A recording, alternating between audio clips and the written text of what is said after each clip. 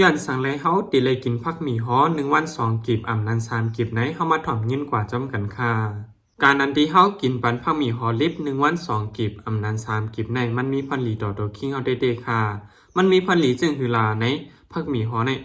มันเฮกางตั้งเป็นแก่นสาไลลีเหลือเสเปิ้นในออปมาโดยกับปันย่ำเหลียวจึงอิงเนื้อตั้งกินตั้งย่ำอิงเนื้อกับปันแหลกหลายตั้งกินก็มีเซอันยาเก้าในตัวคิงเฮาจะในก็มีนำมาเฮ็ดให้ก้นเฮาในเป็นตั้งเป็นแก่นสารง่ายค่ะเนาะสังว่าเป็นไม้ยาวในก็ตาเตยดยาให้มันเคียนนั่นหยาบเย็นเตๆค่ะมันก็เป็นแก่นสารเสถึงดีและเสียงอาสากสายใจกว่าย้อนมันในก็มีตั้งนำตั้งหลายยาวค่ะเนาะย้อนเบิ่นนั้นแหละเฮาถูกลีเฮกังไว้อ่อนตั้งในลีหรือเสเปิ้นคณะดอนดาไปอยู่ลีตัวคิงค่ะเนาะ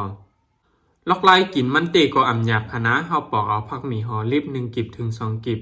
เฮากินกับข้าวเฮาที่นั้นก็เลยค่ะเนาะอำนั้นก็กินเล่นที่นั้นก็เลยค่ะมื้อที่จ้ามันเตก็มันติกินหยาบอยู่คณะสังว่าเฮาใกล้กินปันสีเสียยาวในมันติเฮ็ดให้เฮามักมากค่ะเนาะมันติเฮ็ดให้เฮากินง่าย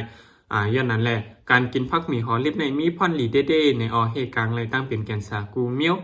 อันในต้องในตัวเฮาตีจังปอเป็นมากขนออำว่าแกนสาห้องเขาแกนสาลำไส้ว่าแกนสาตับแกนสาปอดว่าจะในกูดีๆมันติจอยให้กลางมันไล่ในอ้อ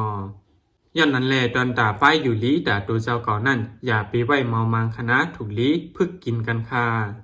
สังว่าวิดีโอโหในมีพอดีอยู่ในจึงเคนดอจอยสืบปืนเพปันให้ลูกๆหลานๆปีๆน้องๆอ้อยก็อ้อยเสเฮาไหลหันเหมือนหนังเฮาเสกำคาเงินจมขอบใจใหญ่นำค่ะ